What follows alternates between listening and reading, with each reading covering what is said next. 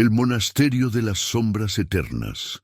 Grabaciones nunca explicadas. Zacatecas, 12 de noviembre de 1982, 23:58.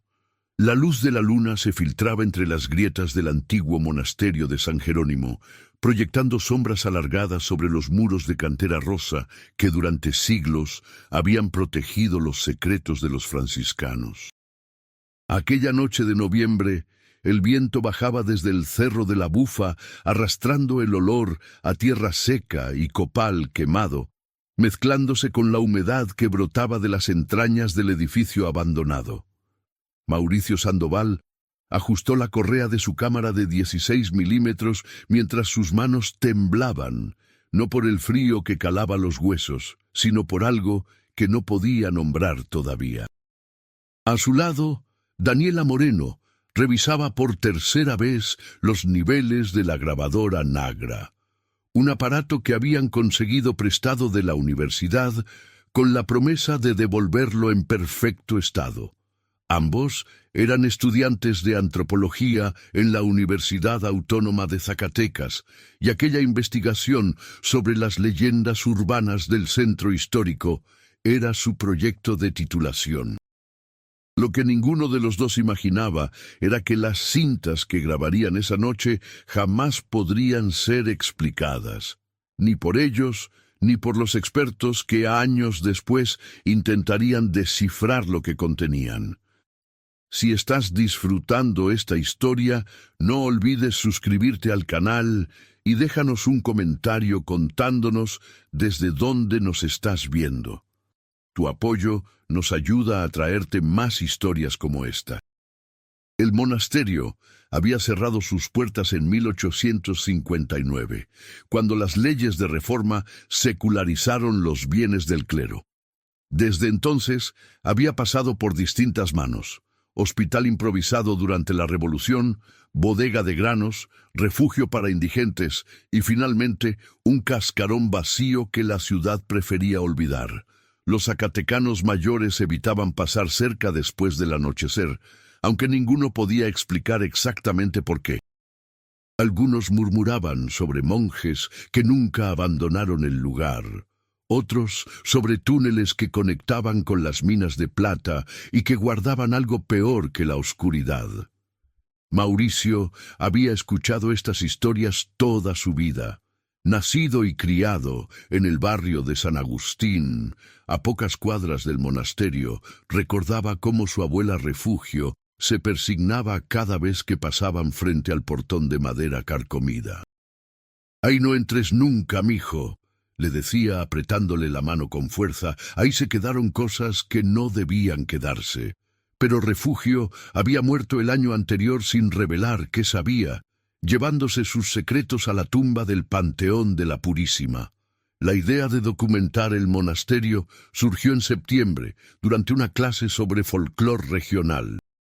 El profesor Ernesto Villalobos, un hombre delgado de anteojos gruesos que fumaba cigarrillos Raleigh sin filtro, había mencionado que existían registros fragmentarios en el archivo municipal sobre incidentes ocurridos en San Jerónimo entre 1920 y 1950. Reportes de policía, actas de defunción, testimonios contradictorios que nunca llevaron a investigaciones formales. Mauricio y Daniela solicitaron acceso a esos documentos y pasaron semanas leyendo páginas amarillentas escritas a máquina, llenas de tachaduras y anotaciones al margen. Lo que encontraron los perturbó. En marzo de 1923, un vigilante nocturno llamado Prudencio Martínez fue hallado dentro del monasterio en estado catatónico, incapaz de hablar o reconocer a su familia. Murió 3 semanas después sin recuperar la conciencia. En agosto de 1934, 2 niños que jugaban en los patios desaparecieron durante 4 horas. Cuando aparecieron, no recordaban nada y desarrollaron terrores nocturnos tan severos que sus padres tuvieron que mudarse del estado. En diciembre de 1947, una mujer que buscaba hierbas medicinales entre las ruinas salió corriendo y gritando, asegurando que había visto caras en las paredes, caras que lloraban sangre negra. La internaron en el manicomio de Guadalupe, donde permaneció hasta su muerte en 1963. Pero el caso que realmente capturó su atención databa de noviembre de 1951, exactamente 31 años antes de aquella noche. Un grupo de obreros que trabajaba en la restauración parcial de la fachada reportó haber escuchado cantos gregorianos provenientes del interior, aunque el edificio estaba vacío y asegurado. Al investigar, encontraron en el coro alto de la capilla una serie de símbolos tallados en la piedra que no correspondían a ninguna iconografía cristiana conocida.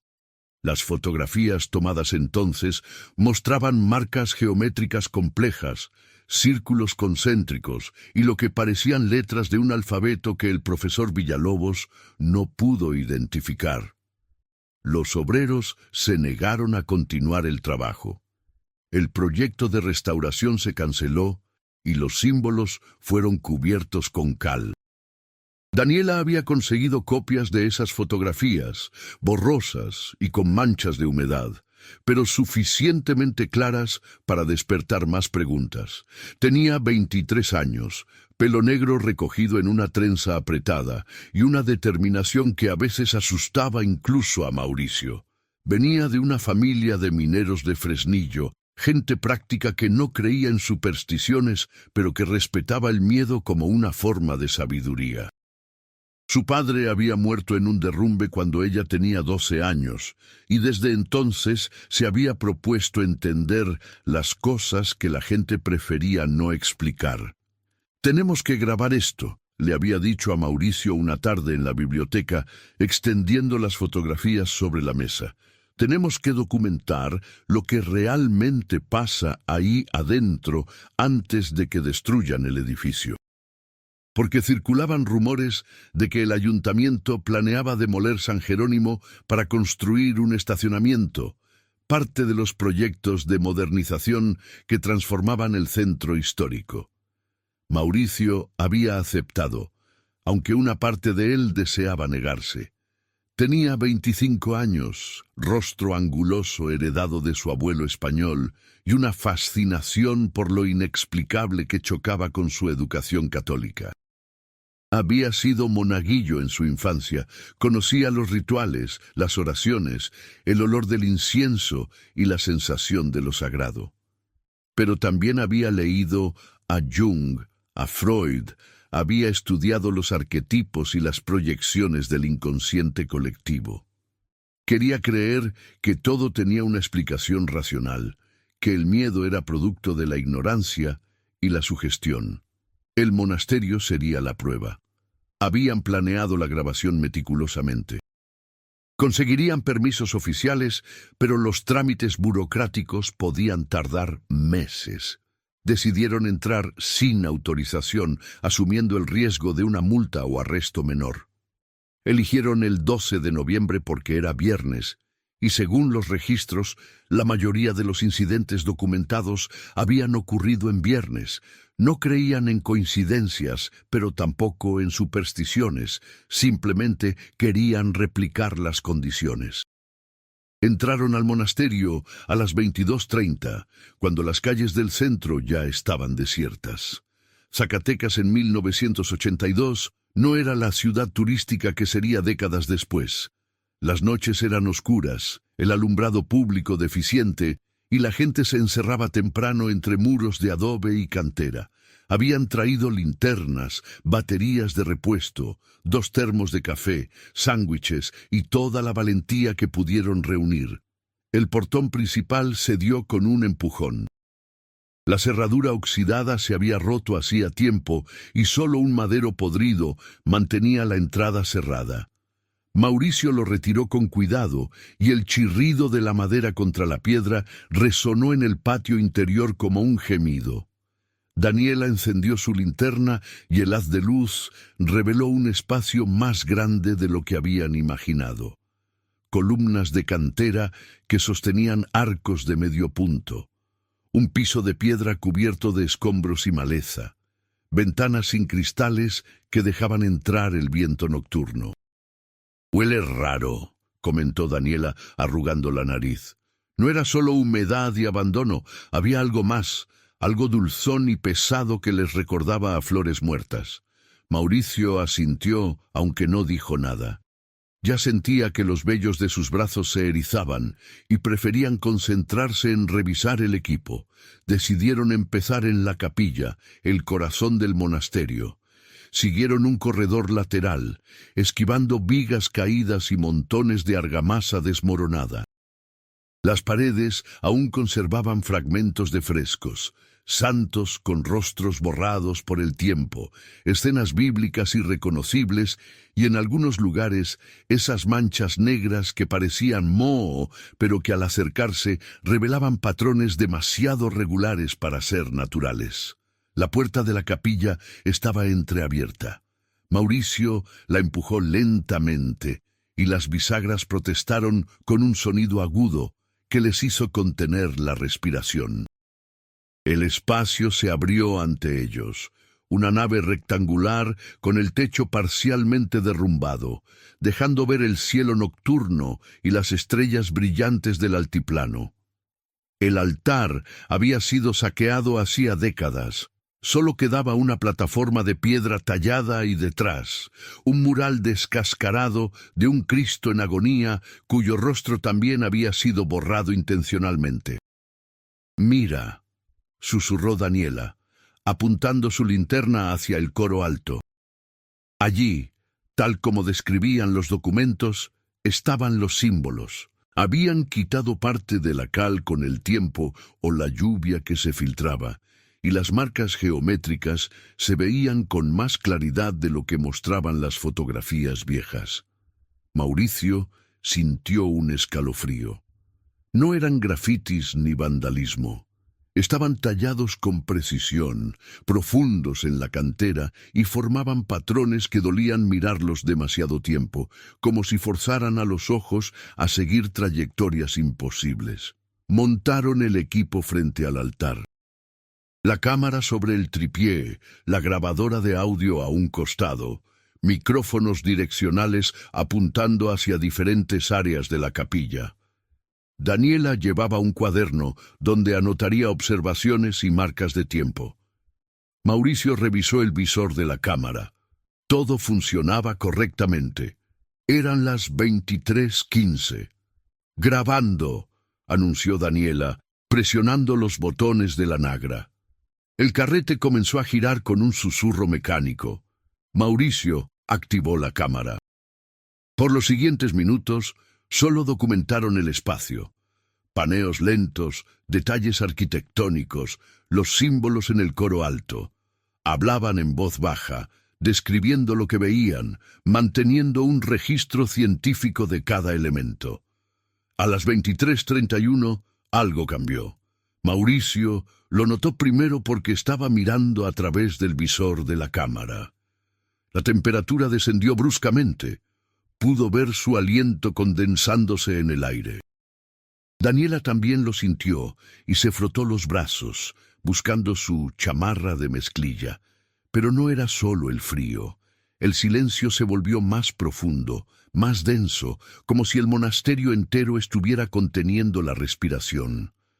Luego escucharon el primer sonido. No venía de ninguna dirección específica, parecía emanar de las paredes mismas. Un murmullo bajo, constante, como voces distantes conversando en un idioma que no podían comprender. Mauricio giró la cámara intentando capturar la fuente, pero el sonido permanecía omnipresente. Daniela verificó los medidores de la grabadora. Las agujas oscilaban erráticamente, registrando frecuencias que no deberían estar ahí. «¿Lo estás oyendo?», preguntó ella, aunque su voz sonaba amortiguada, como si hablara desde dentro de una caja. Mauricio asintió, incapaz de articular palabra. El murmullo crecía, se volvía más complejo, y ahora podían distinguir patrones, cadencias que subían y bajaban, pausas rítmicas, algo que se parecía peligrosamente a un cántico. A las 23:45, las linternas comenzaron a parpadear. Habían usado baterías nuevas, pero las luces se atenuaban y fortalecían sin razón.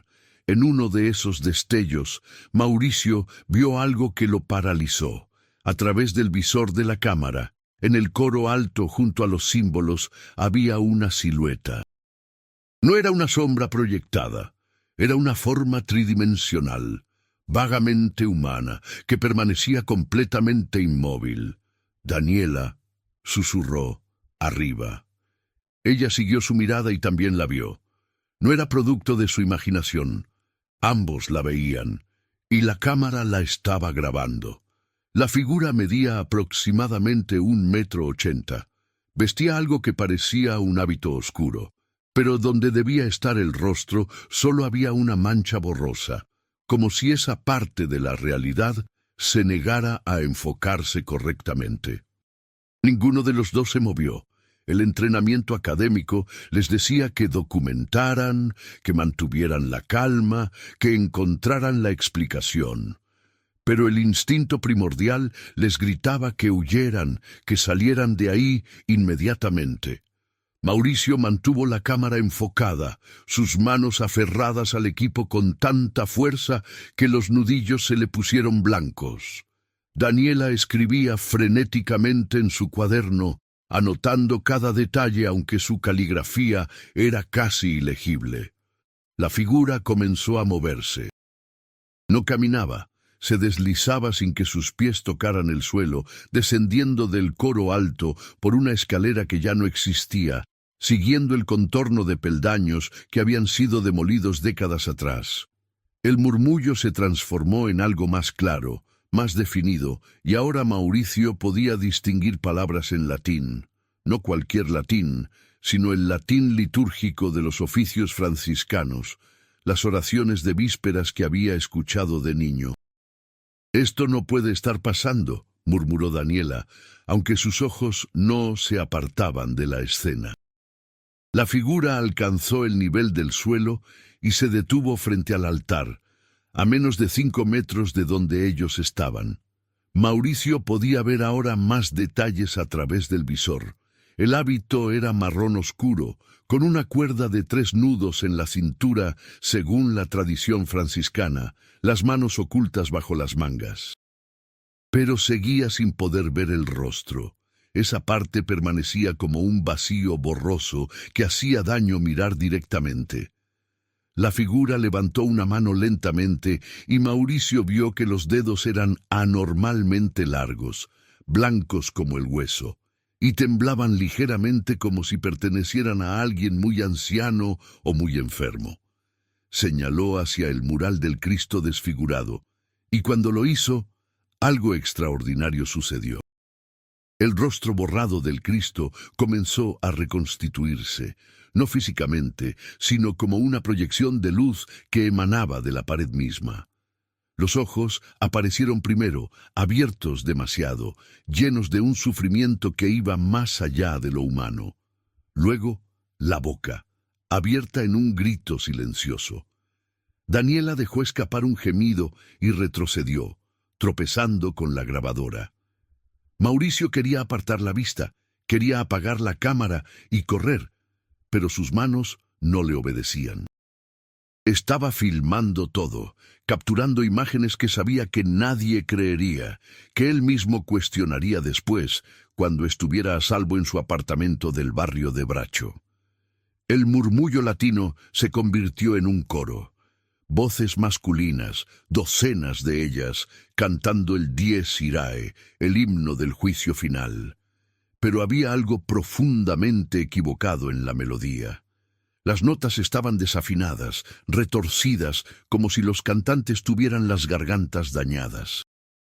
Y debajo de la música, otro sonido comenzó a emerger, algo que se arrastraba, que raspaba contra la piedra, que venía de los túneles bajo sus pies. A las 23:58, según el reloj de Daniela que después verificarían obsesivamente, pasó lo que cambiaría sus vidas para siempre. La figura del monje giró su cabeza borrosa directamente hacia la cámara, directamente hacia Mauricio, y aunque no tenía rostro visible, Mauricio supo que lo estaba mirando.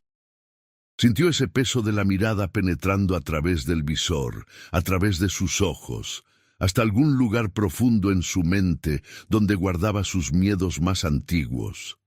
Luego la figura habló.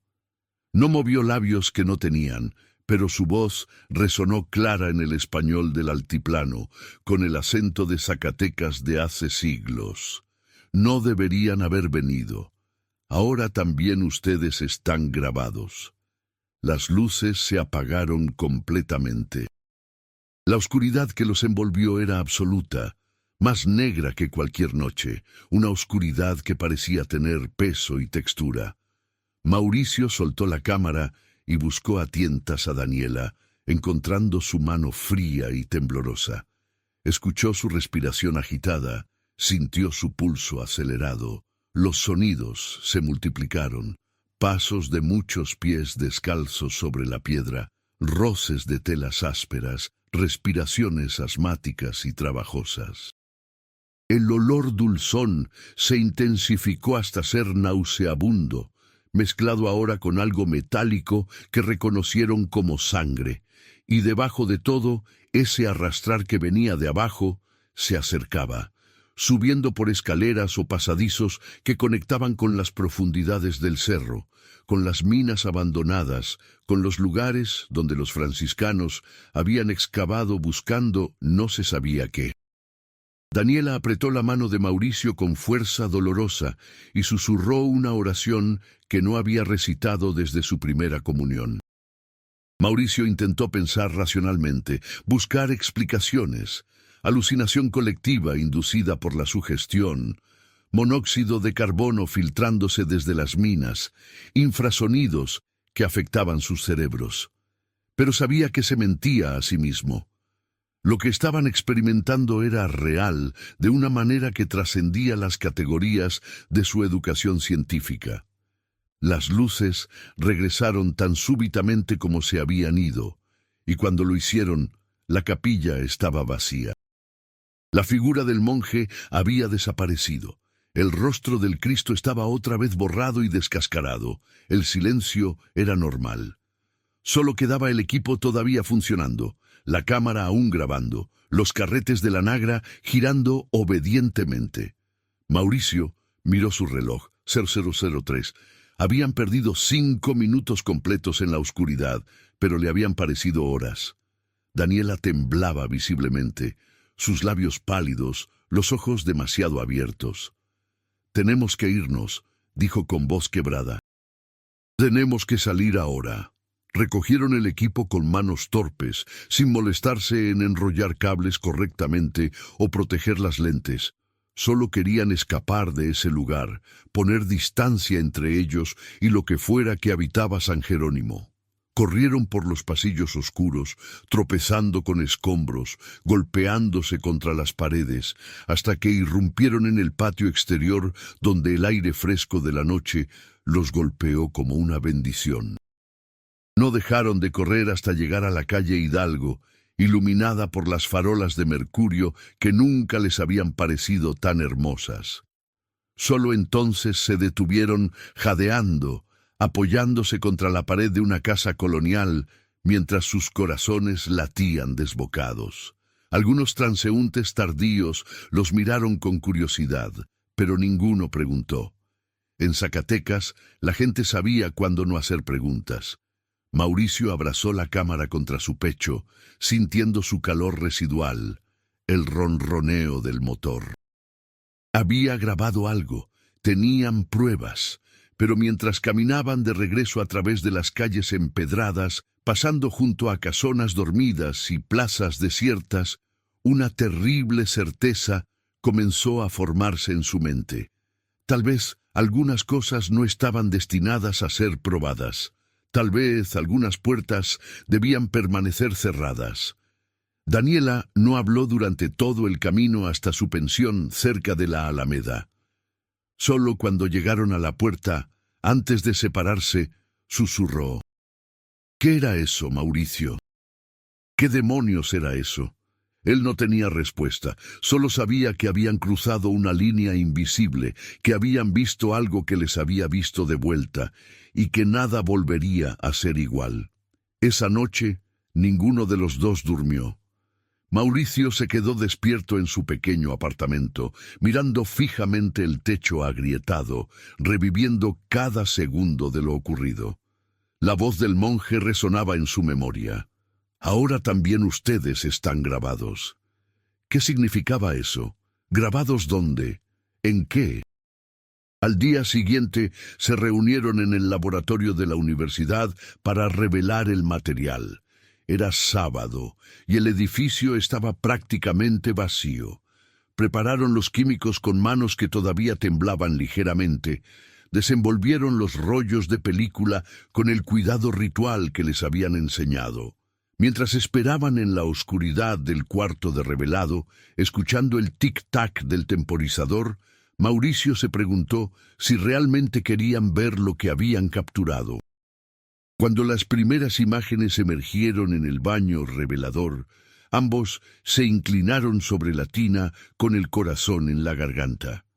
Al principio, todo parecía normal: tomas claras de la capilla, los símbolos en el coro alto, los escombros y las paredes descascaradas.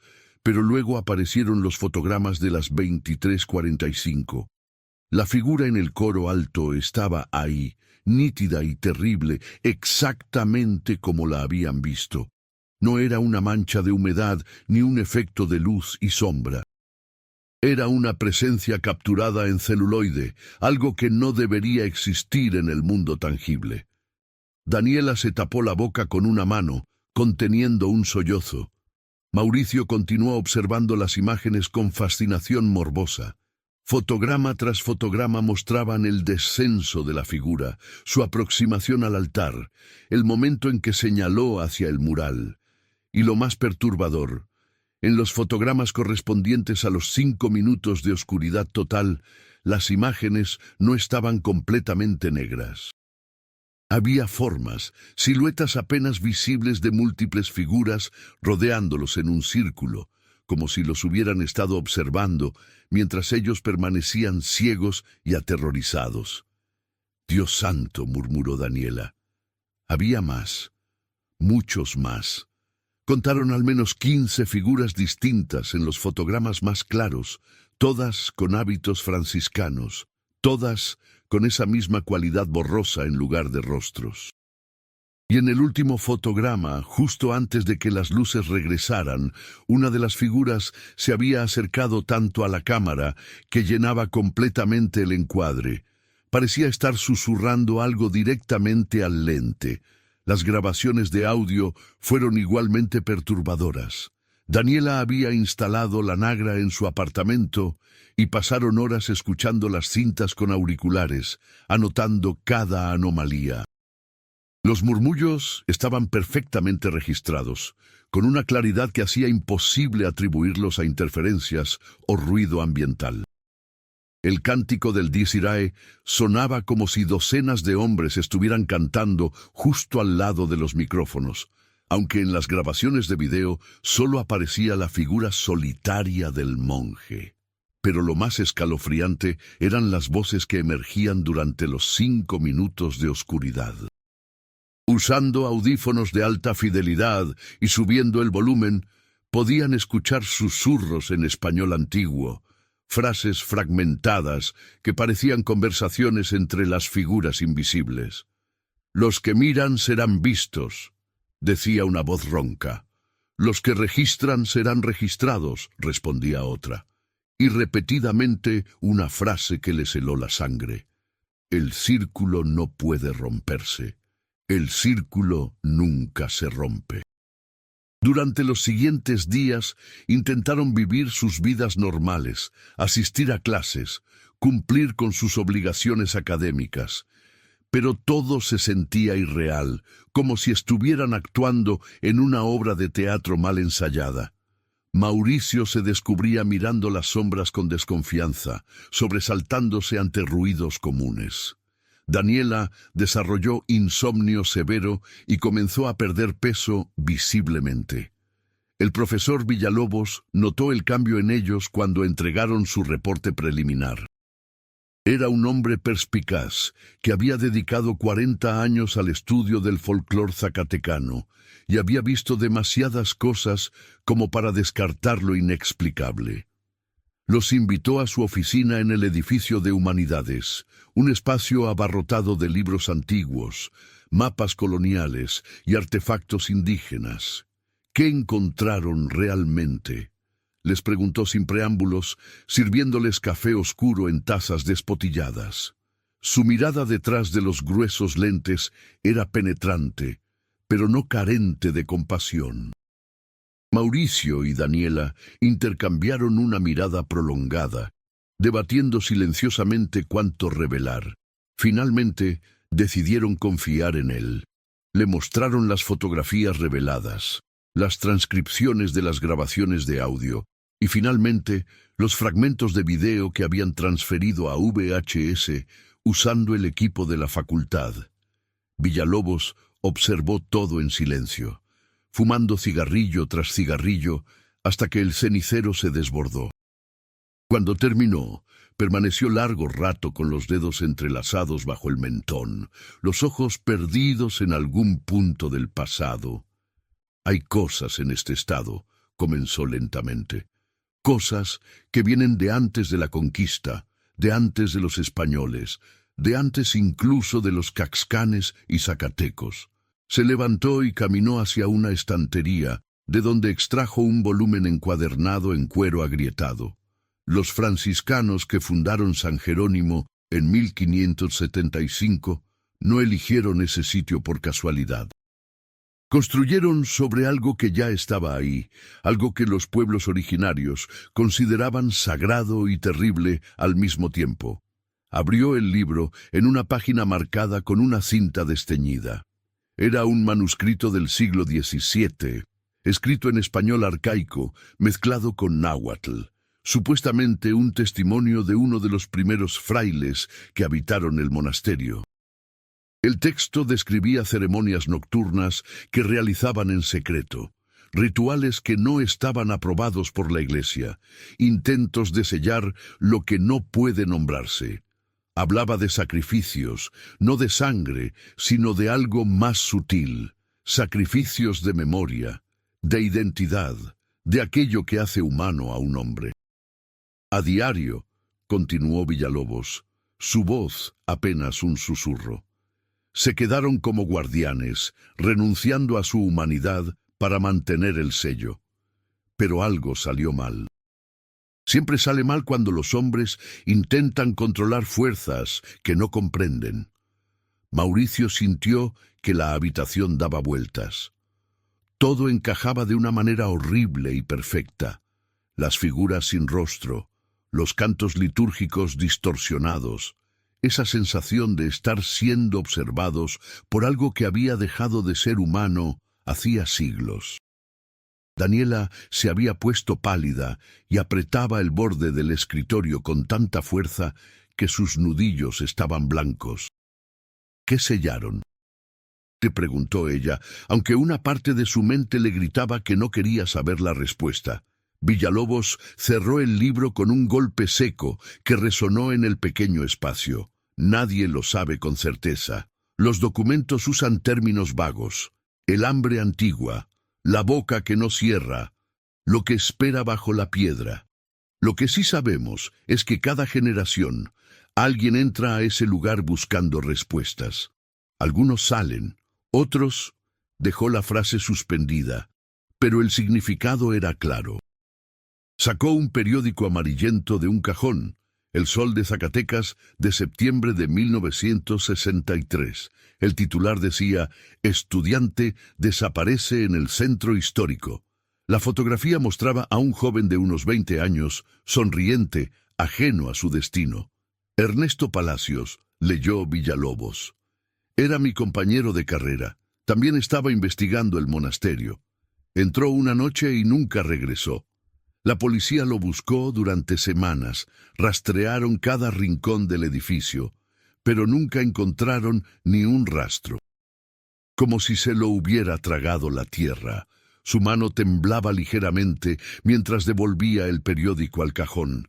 Llevo 40 años estudiando estos fenómenos, y lo único que he aprendido es que hay lugares donde la realidad es más delgada, donde el pasado no está realmente muerto.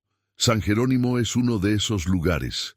¿Qué debemos hacer?, preguntó Mauricio, sintiendo el peso de la responsabilidad.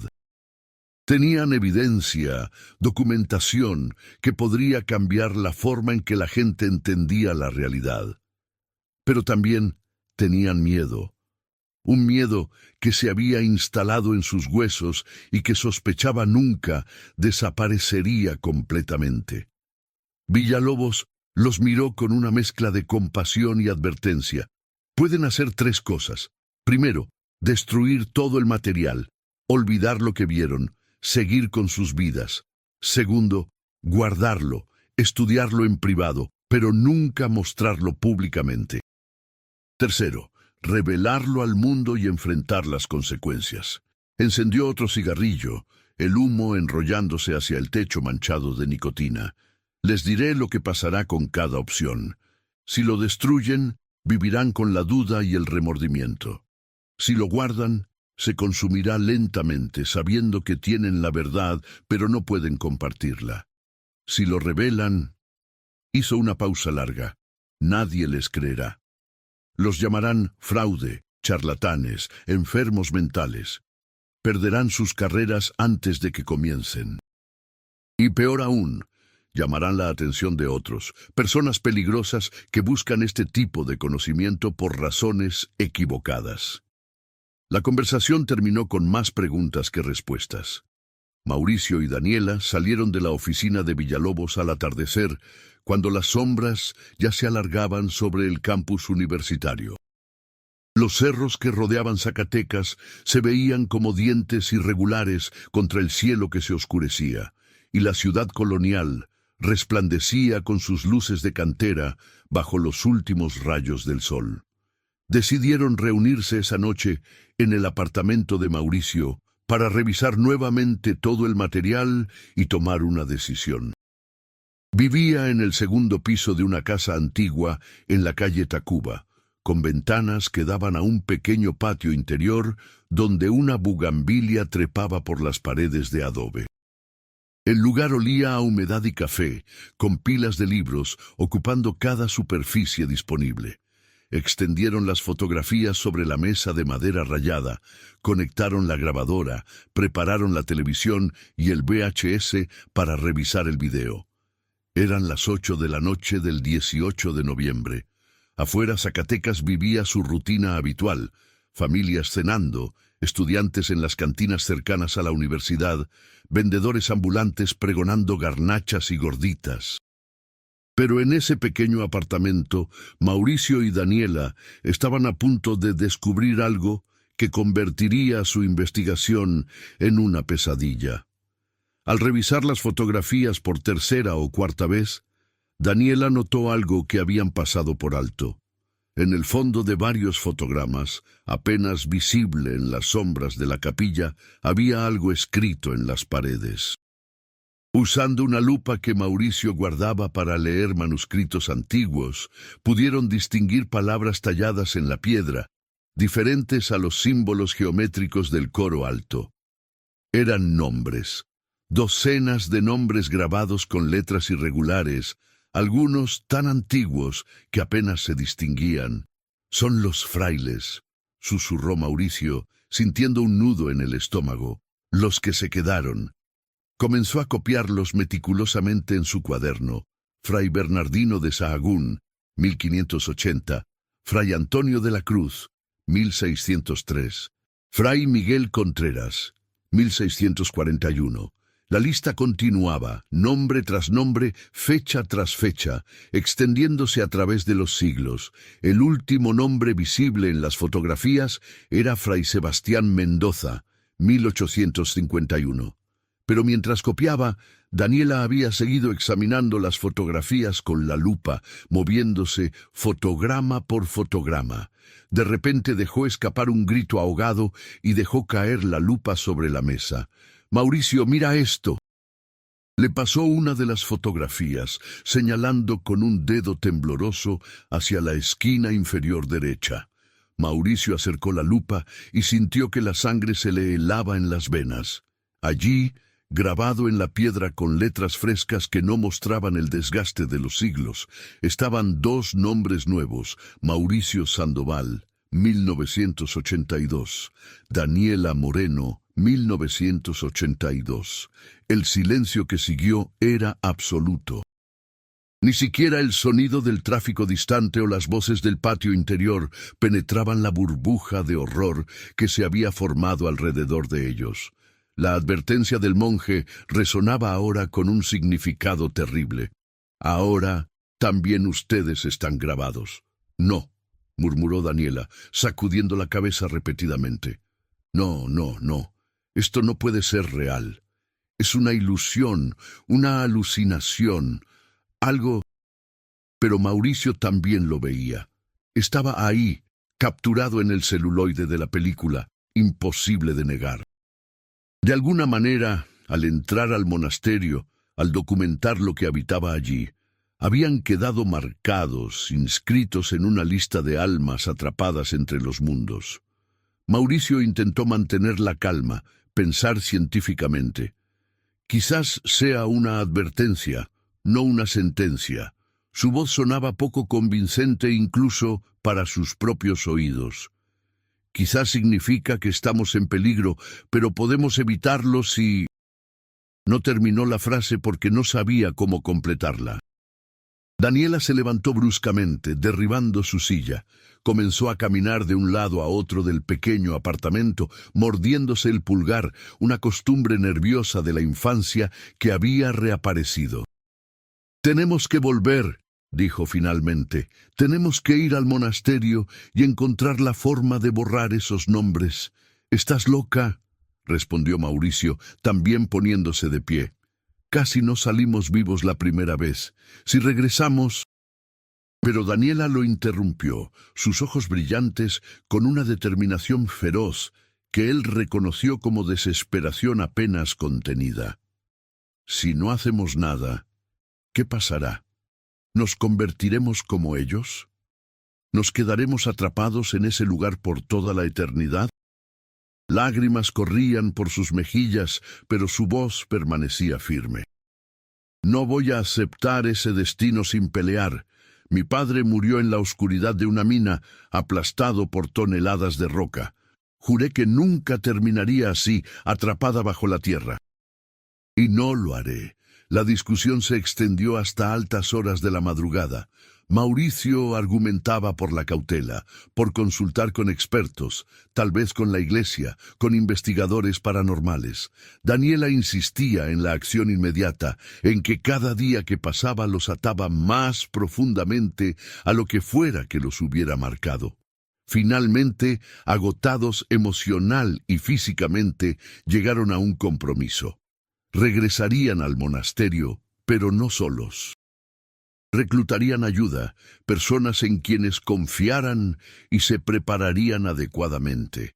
Investigarían más sobre los rituales franciscanos, sobre las protecciones tradicionales contra lo sobrenatural. No irían como víctimas asustadas, sino como investigadores armados con conocimiento y determinación. Durante los siguientes días, se sumergieron en la investigación con una intensidad que preocupó a sus amigos y familiares. Mauricio pasaba noches enteras en la biblioteca del convento de San Francisco, leyendo crónicas coloniales y documentos eclesiásticos. Aprendió sobre exorcismos, bendiciones, el poder protector del agua bendita y la sal consagrada según la tradición católica. También investigó las creencias prehispánicas sobre lugares de poder, sobre cómo los curanderos tradicionales limpiaban espacios contaminados con copal y hierbas sagradas. Daniela, por su parte, volvió al archivo municipal y excavó más profundo en los registros del monasterio. Descubrió que entre 1851 y 1859, justo antes de que cerrara por las leyes de reforma, había habido una serie de muertes inexplicables entre los franciscanos. 7 frailes habían fallecido en el lapso de 3 meses, todos con síntomas similares: pérdida de peso extrema, insomnio, visiones y finalmente una especie de catatonía de la que nunca despertaron. Los reportes médicos de la época mencionaban consunción del espíritu, una categoría diagnóstica que ya no existía en la medicina moderna. También encontró algo más inquietante. En los registros de defunción, uno de los frailes, Sebastián Mendoza, había sido declarado muerto el 15 de octubre de 1851, pero había una nota al margen, escrita con tinta diferente y letra temblorosa. Visto caminando en el claustro, noche del 3 de noviembre. La nota no estaba firmada y no había seguimiento oficial. Era como si alguien hubiera visto algo imposible y lo hubiera registrado en un momento de valentía, solo para arrepentirse después y no volver a mencionarlo. El 25 de noviembre decidieron que era el momento. Habían reclutado a 2 personas más para acompañarlos: Roberto Solís, un compañero de clase de antropología que venía de una familia de curanderos tradicionales de Jerez, y Carmen Ávila, estudiante de filosofía conocida por su escepticismo férreo y su valor imperturbable. Les mostraron solo las fotografías menos perturbadoras y parte de las grabaciones de audio, suficiente para convencerlos de que algo extraño estaba sucediendo, pero no tanto como para espantarlos. Roberto llegó cargado con un morral lleno de elementos para la protección: copal en brasero portátil, ramos de ruda y albahaca, agua bendita que había conseguido en la catedral, velas bendecidas durante la misa del domingo.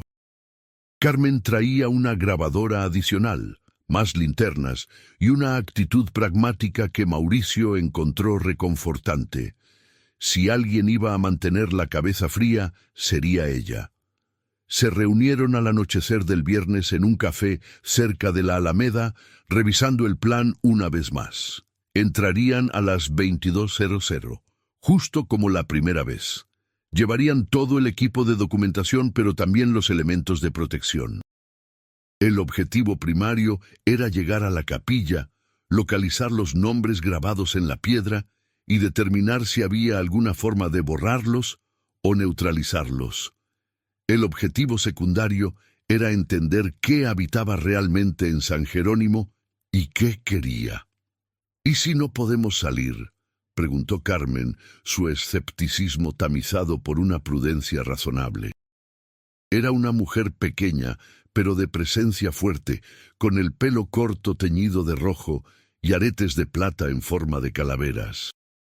Venía de Guadalupe y había crecido escuchando historias de La Llorona y el Charro Negro, pero nunca había creído en nada sobrenatural hasta que escuchó las grabaciones. Entonces activamos el plan B, respondió Daniela. El plan B consistía en que un amigo de confianza, Javier Ruiz, esperaría afuera con su Datsun amarillo. Si no salían a las 2:00 a.m., él llamaría a la policía y forzaría una búsqueda, destino académico y reputaciones condenadas al infierno. Era un plan imperfecto, pero mejor que nada. Caminaron hacia el monasterio a través de las calles empedradas, sus pasos resonando en la noche fría de noviembre. Zacatecas se veía hermosa bajo las estrellas, las fachadas barrocas iluminadas por farolas antiguas, parejas paseando por el callejón de la Condesa, músicos tocando en la plaza de armas.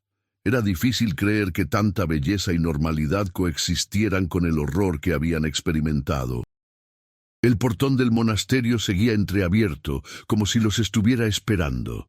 Roberto encendió el copal antes de entrar, dejando que el humo aromático los envolviera. Murmuró una oración en español mezclado con palabras en náhuatl que había aprendido de su abuelo, pidiendo permiso a los guardianes benevolentes y protección contra los malevolentes. Luego, roció agua bendita en el umbral, trazando una cruz con el pulgar. Carmen observaba todo con una mezcla de curiosidad antropológica e incomodidad creciente. «Espero que sepas lo que estás haciendo», le dijo a Roberto, quien solo asintió con una seriedad que no era habitual en él. En el campus era conocido por sus bromas y su sonrisa fácil, pero ahora su rostro era una máscara de concentración mientras realizaba los rituales que le habían enseñado. Entraron. El patio interior parecía más oscuro que la vez anterior, como si las sombras fueran más espesas, más tangibles. Las linternas apenas penetraban la negrura que se acumulaba en los rincones y bajo los arcos. Mauricio sintió inmediatamente esa presencia opresiva que recordaba de la primera visita, como si el edificio mismo fuera un organismo vivo que había notado su regreso. Se dirigieron directamente a la capilla, moviéndose en formación cerrada. Roberto iba adelante con el copal, Mauricio y Daniela en el medio con las cámaras y grabadoras, Carmen cerrando la retaguardia con una linterna potente que había traído de casa de su tío electricista. Cada paso resonaba demasiado fuerte, cada respiración parecía amplificada por la acústica extraña del lugar. La puerta de la capilla estaba cerrada. Mauricio estaba seguro de que la habían dejado entreabierta cuando huyeron. Empujó y la madera no cedió. Empujó más fuerte usando el hombro, y la puerta se abrió tan súbitamente que casi cae hacia adelante. El aire que salió de la capilla era frío y viciado, con ese olor dulzón a flores muertas multiplicado por 10. Las linternas iluminaron el interior, y los 4 se quedaron congelados. La capilla había cambiado. No físicamente, las paredes seguían siendo las mismas, el techo parcialmente derrumbado, el altar saqueado, pero algo en la atmósfera era fundamentalmente diferente. El espacio parecía más grande de lo que recordaban, como si las perspectivas se hubieran distorsionado, y las sombras se movían de formas que no correspondían a las fuentes de luz, retorciéndose y contrayéndose con vida propia. «Virgen Santísima», susurró Roberto, haciendo la señal de la cruz. Carmen, la escéptica, había palidecido visiblemente y mantenía su linterna en constante movimiento, como si temiera que la oscuridad se abalanzara sobre ellos si bajaba la guardia. Avanzaron hacia donde sabían que estaban grabados los nombres. Mauricio tomó fotografías constantemente, documentando cada paso. Daniela mantenía la grabadora de audio funcionando, captando el silencio opresivo que era en sí mismo antinatural. No había ruido de la ciudad, ni viento, ni pequeños sonidos de edificios viejos asentándose. Solo un vacío sonoro que presionaba contra sus tímpanos. Encontraron los nombres en la pared este, justo donde las fotografías habían mostrado. Mauricio iluminó la piedra y ahí estaban, todos ellos, extendiéndose desde el siglo XVI hasta 1851. Y debajo, con letras que parecían recién talladas, brillando ligeramente con una luminiscencia verdosa que no tenía fuente identificable. Mauricio Sandoval, 1982. Daniela Moreno, 1982. Daniela extendió una mano temblorosa y tocó su nombre. La piedra estaba fría, más fría de lo natural, y húmeda como si sudara. Retiró la mano rápidamente, limpiándola en sus jeans. «¿Cómo lo borramos?», preguntó, su voz quebrándose ligeramente. Roberto se acercó, examinando las inscripciones. Sacó de su morral un cuchillo pequeño con mango de madera que su abuelo había usado para rituales curativos. «Podría intentar rayarlo, desgastarlo», dijo sin mucha convicción. Comenzó a raspar la piedra donde decía «Daniela Moreno», aplicando presión firme. El cuchillo se rompió. El metal simplemente se partió en dos como si fuera cerámica barata. los pedazos cayendo al suelo con un tintineo metálico. Roberto miró el mango inútil en su mano con incredulidad. «Era acero forjado», murmuró. «Mi abuelo lo usó por 50 años». Carmen se adelantó, pragmática incluso frente a lo imposible. «Intentemos con algo más fuerte». Sacó un cincel y un martillo pequeño que había traído por sugerencia de Mauricio. Se posicionó frente a la pared, colocó el cincel contra la letra D de Daniela y golpeó con fuerza. La capilla entera tembló. No fue un temblor de tierra, sino como si el edificio mismo hubiera respirado profundo y se hubiera estremecido.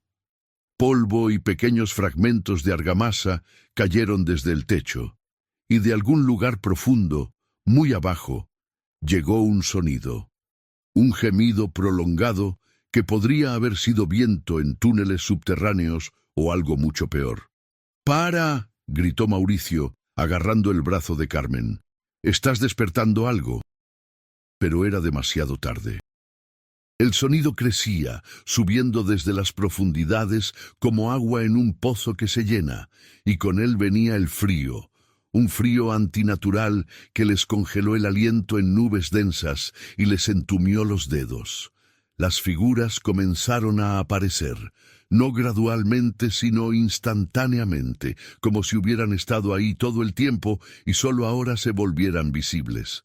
Docenas de ellas, los mismos monjes sin rostro, formando un círculo alrededor de los 4 intrusos. Mauricio contó rápidamente: 15 figuras, exactamente el número que habían visto en los fotogramas de su primera visita. Roberto dejó caer el morral y comenzó a recitar oraciones en voz alta, mezclando latín eclesiástico con invocaciones en náhuatl.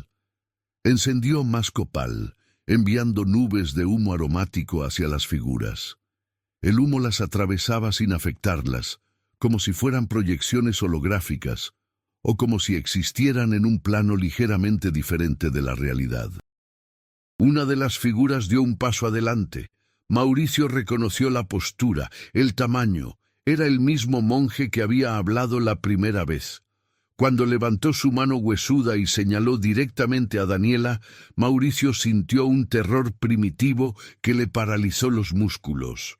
La voz resonó nuevamente, no en el aire, sino directamente en sus mentes. «Así será». Daniela dio un paso atrás, tropezando con escombros. «No, nosotros no hicimos nada malo, solo queríamos entender». Su voz sonaba infantil, desesperada, tan diferente de la mujer fuerte y determinada que Mauricio conocía. La figura inclinó su cabeza borrosa, un gesto que podría haber sido contemplación o burla. Entender es participar, observar es alterar, documentar es quedar atado.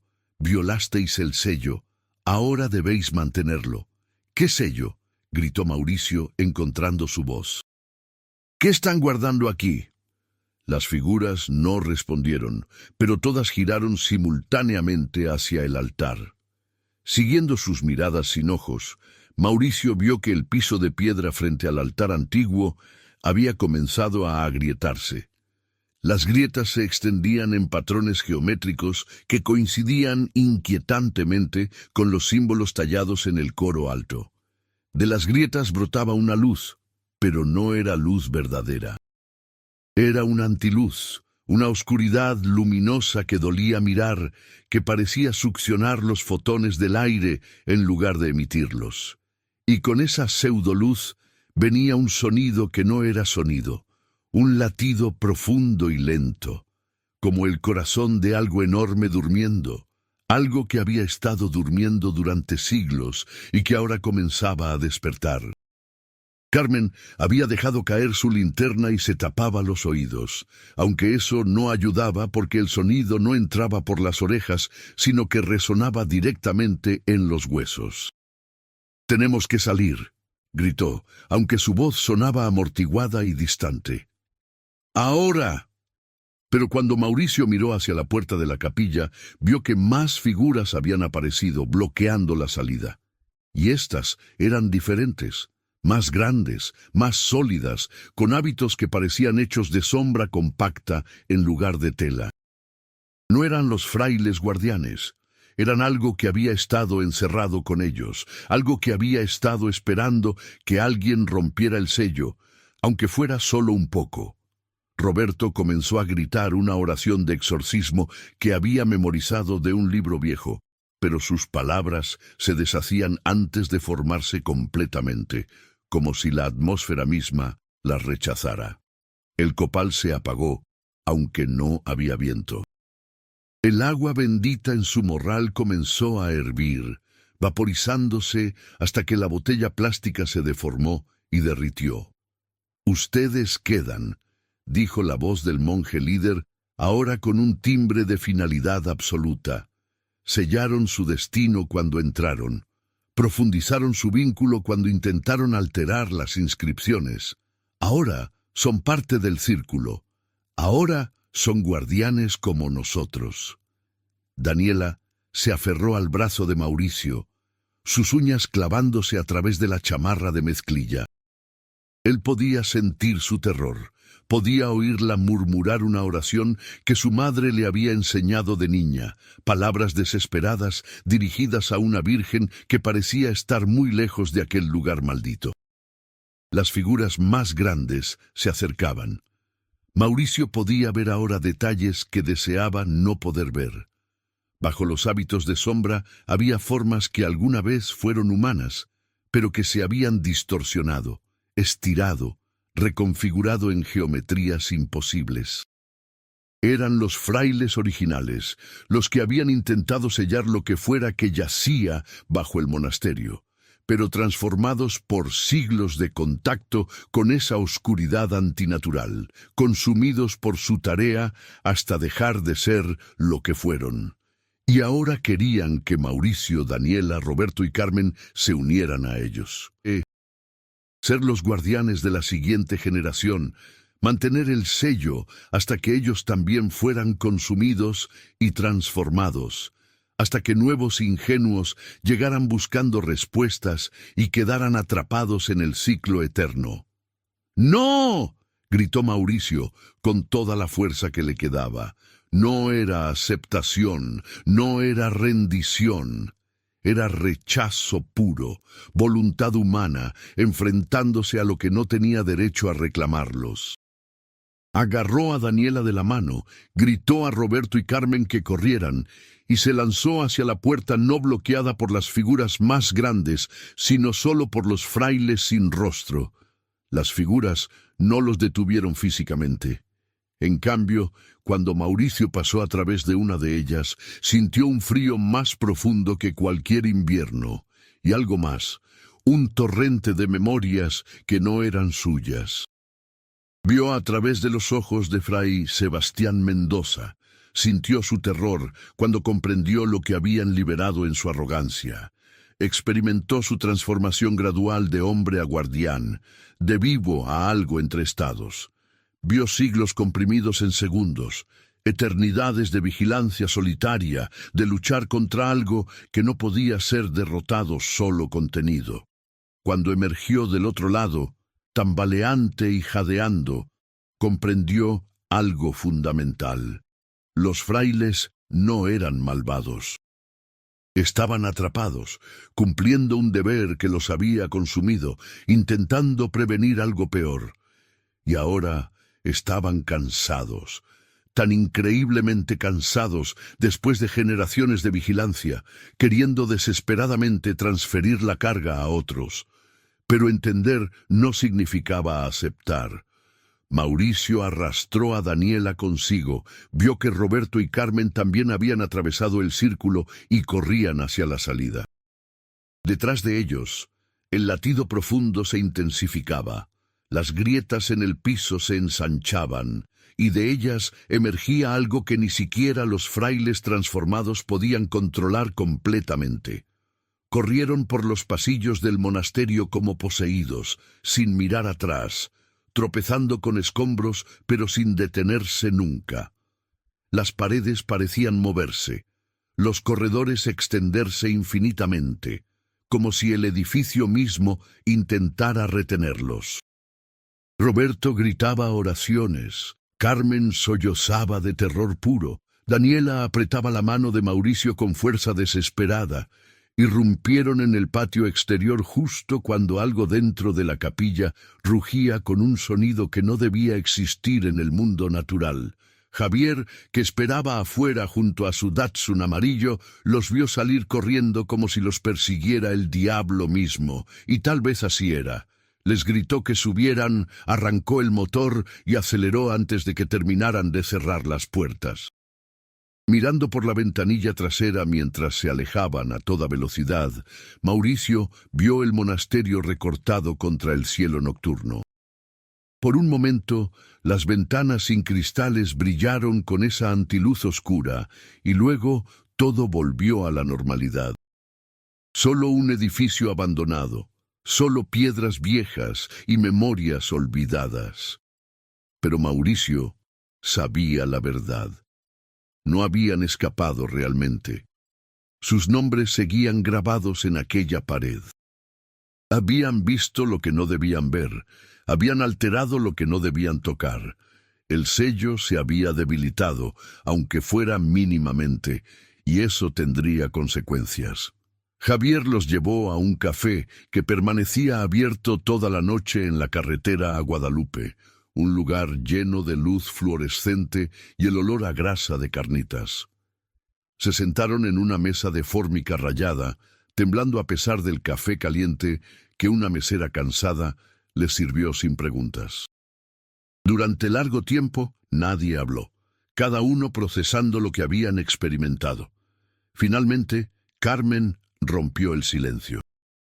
Nunca voy a poder explicar esto, ni a mí misma. Sus manos temblaban tanto que tuvo que sostener la taza de café con ambas para llevarla a sus labios. Roberto solo miraba fijamente la mesa, murmurando ocasionalmente fragmentos de oraciones. Daniela se había encerrado en sí misma, abrazándose y meciéndose ligeramente. Mauricio la rodeó con el brazo, ofreciendo lo poco que podía de consuelo y calor. «Tenemos las grabaciones», dijo, aunque su voz carecía de convicción. «Tenemos evidencia». «¿Evidencia de qué?», preguntó Carmen amargamente. «¿De que existen cosas que no deberían existir? ¿De que hay lugares donde la realidad se rompe? ¿Quién va a creer eso? Y si lo creen, ¿qué van a hacer?». No tenía respuesta para eso. Permanecieron en el café hasta que amaneció, viendo a través de las ventanas cómo el cielo se iluminaba sobre los cerros de Zacatecas. La ciudad despertaba a su rutina normal. Trabajadores esperando camiones, vendedores preparando sus puestos, estudiantes caminando hacia la universidad. El mundo continuaba como siempre, indiferente a los horrores que se ocultaban en sus rincones oscuros. Durante los días siguientes, intentaron retomar sus vidas. Asistir a clases, completar trabajos, mantener la apariencia de normalidad. Pero todo había cambiado.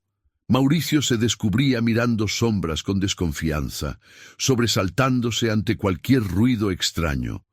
Dejó de poder dormir más de 2 horas seguidas, atormentado por sueños donde caminaba por pasillos interminables de piedra fría mientras voces en latín susurraban su nombre. Daniela perdió peso dramáticamente. Sus amigos comentaban que parecía enferma. Le sugerían ir al médico. Ella solo sonreía y decía que estaba estresada por los estudios, pero Mauricio veía la verdad en sus ojos.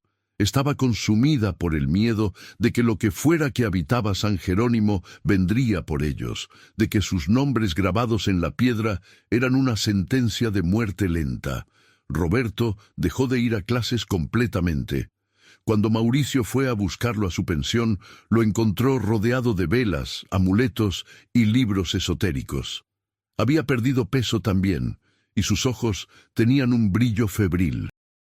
«No puedo quitármelo de encima», susurró, señalando las sombras en las esquinas de su habitación. «Lo siento. Están esperando, observando. Carmen fue la que mejor manejó la situación, al menos exteriormente. Volvió a su escepticismo anterior, racionalizando lo que habían experimentado como alucinación colectiva inducida por estrés y sugestión. Pero Mauricio notó que ya no caminaba cerca del monasterio, que hacía desvíos elaborados para evitar siquiera verlo de lejos. El material que habían grabado permanecía sin revisar en el apartamento de Mauricio. Las cintas de video y audio, las fotografías sin revelar, todo guardado en una caja de cartón bajo su cama. Sabía que debían examinarlo, que tal vez contenía respuestas. Pero cada vez que se acercaba a la caja, sentía una repulsión casi física, como si algo lo alejara. Fue Daniela quien finalmente insistió. Una noche de diciembre, cuando el frío del altiplano se filtraba por cada rendija y el viento aullaba entre los callejones de Zacatecas, apareció en su puerta con determinación férrea en el rostro. «Tenemos que saber», dijo simplemente. «Tenemos que ver qué grabamos. Tal vez haya algo que nos ayude». Mauricio preparó café fuerte y sacaron la caja. Pasaron horas revisando el material con la meticulosidad de cirujanos. Las fotografías mostraban todo lo que habían visto. Las figuras, las inscripciones, la antiluz brotando de las grietas. Pero también mostraban cosas que no habían notado en el momento, detalles que solo la cámara había capturado. En uno de los fotogramas finales, justo cuando huían, la cámara había capturado algo emergiendo de las grietas en el piso. No era completamente visible, solo una sugerencia de forma, tentáculos o raíces negras, geometrías que dolían mirar, algo demasiado grande para caber en el espacio que ocupaba. Mauricio sintió náuseas solo por mirarlo. Las grabaciones de audio fueron peores. Entre las oraciones de Roberto y los gritos de pánico, la Nagra había capturado algo más. Voces susurrando en múltiples idiomas: español antiguo, náhuatl, latín y otros que no pudieron identificar. Las frases eran fragmentarias pero inquietantes. El hambre despierta, el sello se agrieta. Los nuevos guardianes rechazan su deber. El precio será cobrado. ¿Qué precio?, preguntó Daniela, su voz apenas un susurro. Mauricio no respondió porque sabía la respuesta y le aterraba. Habían rechazado convertirse en guardianes, habían roto el círculo sin reemplazarlo. Algo que había estado contenido durante siglos tenía ahora un poco más de libertad. Y si nadie ocupaba sus lugares, si nadie mantenía el sello, el teléfono sonó, estridente en el silencio de la madrugada. Mauricio atendió con manos temblorosas. Era un periodista de El Sol de Zacatecas, la voz emocionada y urgente. ¿Eres Mauricio Sandoval, el estudiante de antropología? Cuando confirmó, el periodista continuó. Necesito que vengas a la redacción ahora mismo. Ha pasado algo en el centro histórico. Algo que necesitas ver. Se vistieron rápidamente y tomaron un taxi hasta las oficinas del periódico. El periodista, un hombre de mediana edad llamado Héctor Maldonado, los recibió con expresión grave. «Hubo un incidente esta noche en el monasterio de San Jerónimo», explicó, extendiendo fotografías sobre su escritorio. «Un vagabundo que dormía cerca dice que escuchó ruidos extraños alrededor de la medianoche. Cuando amaneció, fue a investigar y encontró esto. Las fotografías mostraban el altar de la capilla. Pero ahora había algo más, una grieta masiva que había partido el piso de piedra por la mitad, lo suficientemente ancha como para que una persona cayera en ella. Y de esa grieta emergía un olor tan fétido que incluso los bomberos que habían acudido al lugar se habían negado a descender. La municipalidad va a sellar el edificio permanentemente», continuó Maldonado. «Van a tapiarlo completamente, cada entrada, cada ventana. El alcalde dice que es demasiado peligroso estructuralmente. Pero yo he estado investigando y encontré registros de que ustedes solicitaron acceso a archivos sobre el monasterio hace unas semanas. ¿Qué saben? Mauricio y Daniela intercambiaron una mirada larga. Este era el momento de decisión que el profesor Villalobos había advertido. Podían revelar todo, mostrar su evidencia, intentar convencer a la gente de que algo sobrenatural habitaba San Jerónimo. O podían callarse, dejar que sellaran el edificio y esperar que eso fuera suficiente para contener lo que habían despertado parcialmente. No sabemos nada útil, mintió Mauricio finalmente. Solo recopilamos leyendas urbanas para un proyecto escolar.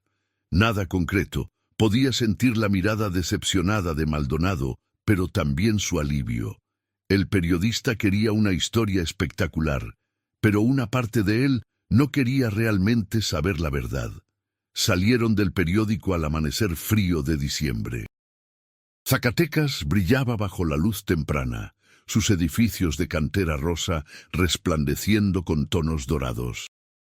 La ciudad era hermosa, antigua, llena de historia y vida. Pero Mauricio sabía ahora que también guardaba secretos terribles en sus entrañas, cosas que habían existido desde antes que los españoles llegaran, tal vez desde antes que cualquier humano caminara por estas tierras. ¿Hicimos lo correcto?, preguntó Daniela mientras caminaban sin rumbo por las calles desiertas. Mauricio no tenía respuesta. Habían preservado su cordura, habían evitado ser tildados de locos o fraudes, pero también habían permitido que sellaran el monasterio sin advertir a nadie sobre lo que realmente estaba ahí abajo. Durante las siguientes semanas observaron desde la distancia cómo trabajadores municipales tapiaban cada apertura de San Jerónimo. Ladrillos nuevos cubriendo ventanas antiguas, cemento sellando puertas de madera, barras de metal reforzando estructuras. El edificio se convertía en un mausoleo hermético, encerrando sus secretos detrás de capas de material moderno. El último día de trabajos, Mauricio y Daniela observaron desde la plaza de armas, mezclados con la multitud de turistas y locales. Vieron cuando los trabajadores colocaron la última hilera de ladrillos en el portón principal, sellando completamente el monasterio. Uno de los trabajadores, un hombre mayor con manos callosas y cara curtida por el sol, se persignó 3 veces antes de alejarse del edificio. Sabía algo, o al menos sentía algo. Esa noche, Mauricio soñó con el monasterio. Caminaba por sus pasillos en completa oscuridad, guiándose solo por el tacto de las paredes frías. Podía escuchar a los frailes sin rostro caminando a su alrededor, sus hábitos rozando la piedra, y escuchaba esa voz. El sello se debilita, el círculo está roto, el hambre crece. Un día los muros caerán, un día lo que está abajo emergerá, y cuando ese día llegue, aquellos cuyos nombres están grabados responderán al llamado. Despertó sudando, jadeando, con el sabor de flores muertas en la boca. Miró por la ventana su apartamento hacia las luces de Zacatecas, y más allá, hacia la silueta oscura del monasterio contra el cielo nocturno. Estaba sellado, tapiado, aparentemente seguro. Pero Mauricio sabía la verdad. El sello no duraría para siempre. Las grietas se ensancharían. Lo que habían despertado continuaría despertando, lenta pero inexorablemente, y cuando finalmente emergiera, cuando rompiera las barreras que los frailes habían mantenido durante siglos, sería culpa de ellos, de su curiosidad, de su arrogancia, de su necesidad de documentar y entender lo que debió permanecer oculto. Sus nombres estaban grabados en la piedra, eran parte del círculo ahora, lo quisieran o no. Y algún día, de una forma u otra, el monasterio reclamaría lo que le pertenecía. Los días se convirtieron en semanas, las semanas en meses. El semestre terminó. Mauricio y Daniela completaron su proyecto de titulación usando material sanitizado, leyendas urbanas genéricas recopiladas de entrevistas seguras. El profesor Villalobos aceptó su trabajo sin comentarios, pero su mirada decía que sabía que habían omitido lo más importante. Roberto abandonó la universidad en enero. Su familia vino desde Jerez a recogerlo, preocupados por su deterioro mental. Lo último que Mauricio supo de él fue que estaba viviendo con su abuelo curandero, aprendiendo rituales de protección y purificación, intentando limpiar lo que fuera que se había adherido a su espíritu aquella noche en San Jerónimo. Carmen terminó el semestre, pero se transfirió a la Universidad de Aguascalientes. Antes de irse, visitó a Mauricio una vez más. «Necesito alejarme de este lugar», le dijo. «Cada vez que veo el monasterio, aunque sea de lejos, siento que me llama. Como si algo ahí adentro supiera mi nombre». Mauricio entendió perfectamente. Para febrero solo quedaban Daniela y él, unidos por una experiencia que nadie más podía comprender. Se volvieron inseparables, no tanto por amor romántico, sino por necesidad de no estar solos con sus recuerdos. Se reunían diariamente en cafés, bibliotecas, cualquier lugar público bien iluminado donde pudieran hablar de cosas mundanas y pretender que sus vidas eran normales. Pero las pesadillas continuaban. Mauricio las tenía casi cada noche. Caminando por el monasterio, escuchando los cantos distorsionados, viendo su nombre brillar con luz verdosa en la piedra. Daniela también soñaba, aunque sus sueños eran diferentes.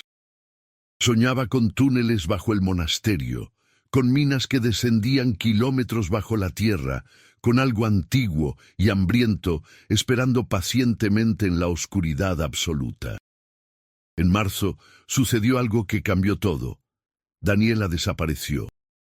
Mauricio llegó a su pensión para su encuentro diario y descubrió que no había llegado la noche anterior.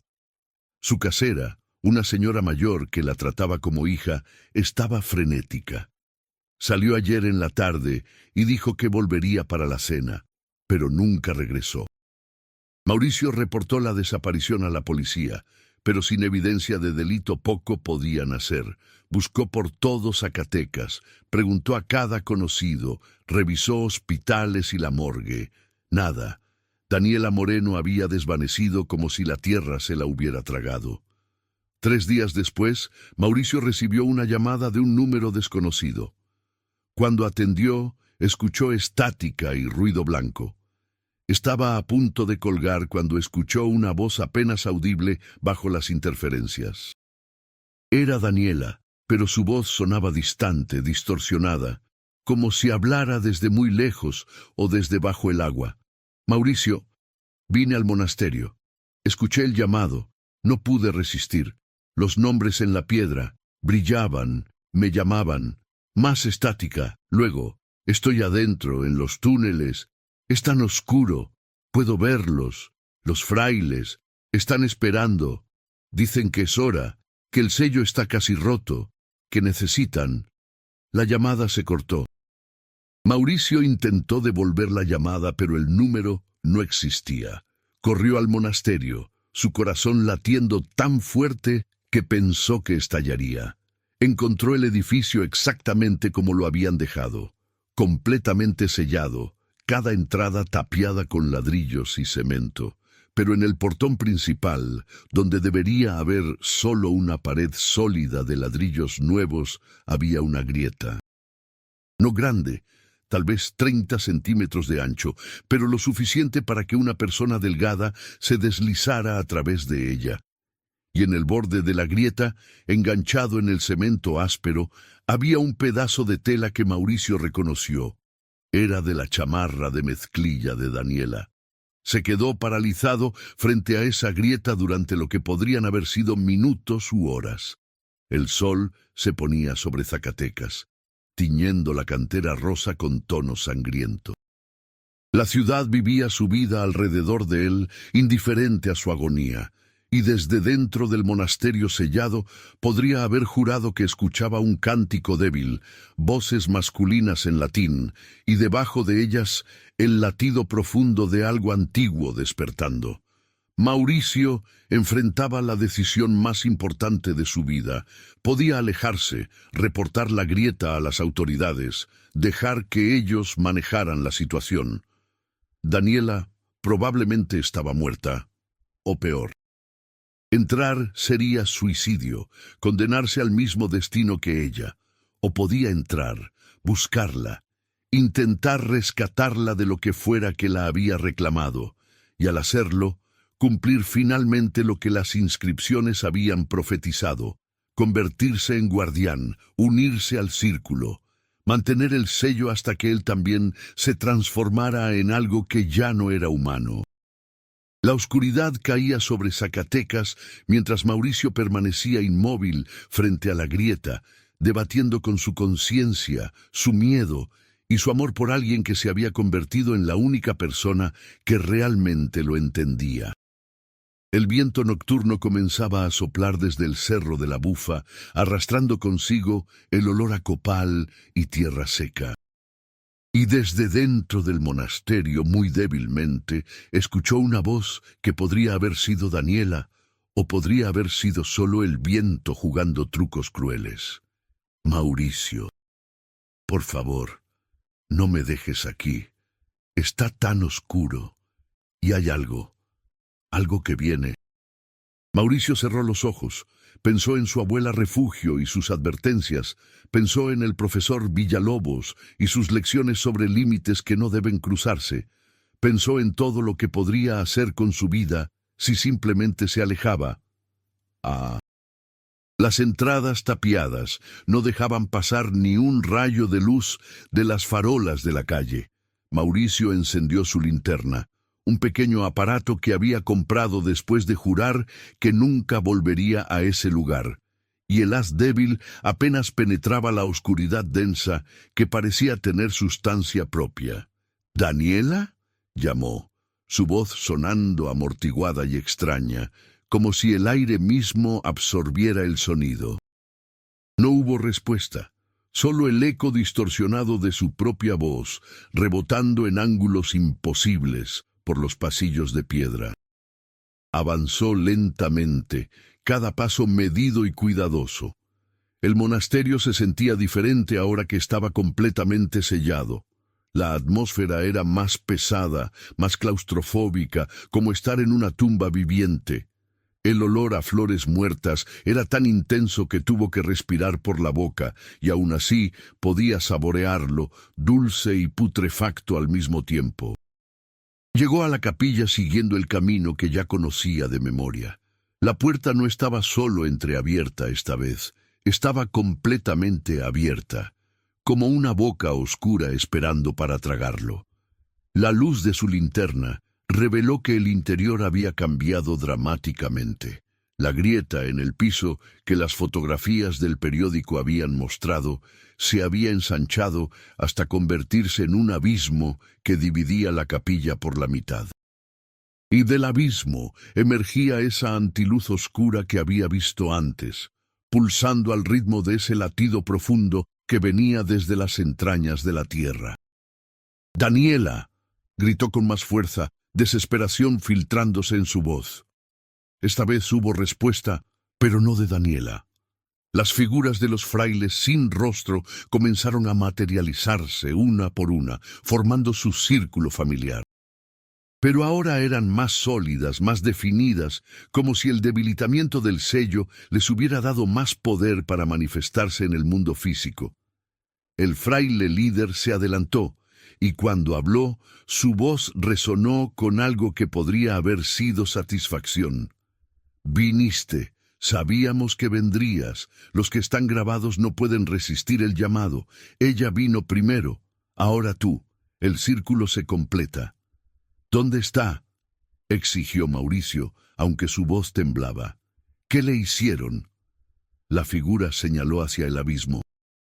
«Abajo», donde todo comenzó, donde todo termina, donde los guardianes vigilan lo que no debe despertar.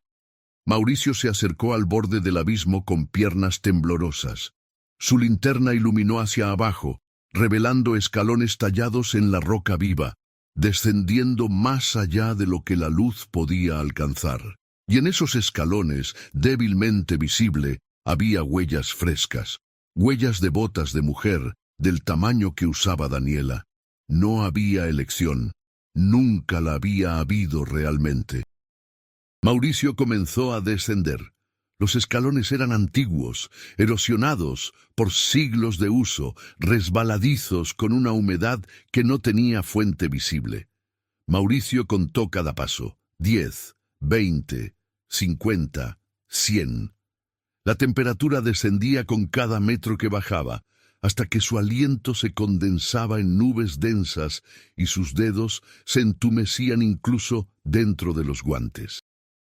Las paredes del túnel estaban cubiertas de símbolos, los mismos patrones geométricos que había visto en el coro alto de la capilla, pero multiplicados por miles, y entre los símbolos más nombres, cientos de ellos, tal vez miles, grabados en la roca. Nombres en español, en náhuatl, en latín, en idiomas que no pudo identificar. Una lista interminable de almas que habían sido reclamadas por este lugar a lo largo de los siglos, mucho antes de que los franciscanos construyeran su monasterio sobre la boca del abismo. Después de 200 escalones, llegó a una caverna natural. Su linterna reveló un espacio enorme, tan grande que el techo se perdía en la oscuridad más allá del alcance de la luz. Y en el centro de la caverna, rodeada por docenas de figuras de frailes sin rostro, estaba Daniela. Estaba de pie, inmóvil como una estatua, mirando hacia algo que Mauricio no podía ver desde su posición. Su ropa estaba rasgada y cubierta de polvo de roca, su pelo suelto y enmarañado. Pero lo más perturbador era su expresión. Estaba sonriendo, una sonrisa beatífica que no alcanzaba sus ojos vacíos. «¡Daniela!», gritó Mauricio corriendo hacia ella. Pero cuando la alcanzó y la tomó por los hombros, ella no reaccionó. Sus ojos miraban fijamente hacia adelante, sin parpadear, sin reconocerlo. Era como si su cuerpo estuviera ahí, pero su mente hubiera viajado a algún lugar muy lejano. «Ella ve», dijo la voz del fraile líder, que había descendido detrás de Mauricio. «Ve lo que los guardianes deben ver, comprende lo que los guardianes deben comprender. Ya no está asustada, ya aceptó su rol». Mauricio giró hacia la figura con furia mezclada con terror. «¿Qué le hicieron? Devuélvanla». Pero el fraile simplemente señaló hacia donde miraba Daniela, hacia el centro de la caverna donde la antiluz pulsaba más intensamente. Mauricio siguió la dirección con su linterna y finalmente vio lo que Daniela había estado mirando. En el centro exacto de la caverna había un pozo perfectamente circular, tallado con una precisión que ninguna herramienta humana podría lograr, y alrededor del pozo, formando un anillo protector, había esqueletos. No estaban simplemente tirados ahí, estaban arrodillados, orientados hacia el pozo, las manos esqueléticas entrelazadas en posición de oración. Los restos de hábitos franciscanos colgaban de los huesos blanqueados. «Los primeros guardianes», explicó el fraile, «se sacrificaron voluntariamente, dando sus vidas y almas para fortalecer el sello cuando comprendieron que sólo la muerte los liberaría del deber, pero que sus espíritus debían permanecer. Durante siglos mantuvieron el pozo cerrado. Pero ahora son insuficientes, el sello se debilita, lo que está abajo despierta, se necesitan nuevos guardianes». Mauricio se acercó lentamente al pozo, arrastrando a Daniela consigo. Ella caminaba mecánicamente, sin resistencia pero sin ayuda, como un autómata. Cuando llegaron al borde, Mauricio apuntó su linterna hacia abajo. El pozo descendía más allá de lo que la luz podía alcanzar, perdiéndose en profundidades que podrían haber sido kilómetros o infinitas. Pero no estaba vacío. En sus paredes, tallados con el mismo cuidado obsesivo que los símbolos de los túneles, había advertencias en docenas de idiomas. Mauricio leyó las que estaba en español. No despertar, no llamar, no abrir. Aquí yace el hambre que no se satisface. Aquí mora la boca que nunca cierra. Aquí aguarda lo que existió antes del tiempo y permanecerá después del fin. Y desde el fondo de ese pozo infinito, algo respiraba. No era un sonido físico, sino algo que se sentía en los huesos, en el alma. Una inhalación lenta y prolongada, como si algo inmenso estuviera absorbiendo el aire mismo, la luz, la vida, todo lo que tocaba. Y luego una exhalación, y con ella venía un hambre tan antigua y terrible que reducía el miedo humano a una emoción trivial. «¿Qué es?», susurró Mauricio, aunque una parte de él no quería saber.